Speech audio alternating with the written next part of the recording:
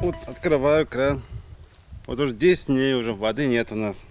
Тут, наверное, для питья воду, а тут для умываться, посуду помыть. К соседям, к друзьям ездим вниз на источники, набираем воду. Сейчас посмотрела, я вообще обезумела. Тут кустарник такой, не подойти вообще.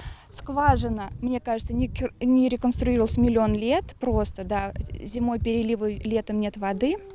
Зона санитарной охраны никак не обозначена, скважина не огорожена. В 2010 году наша инициативная группа тоже писала письма.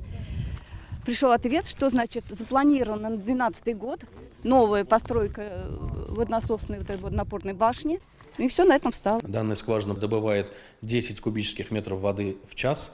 Мы хотим его заменить на более мощный насос и с высотой подъема еще выше. Закажи рекламу на ТНВ. Телефон в Казани 5 705 100.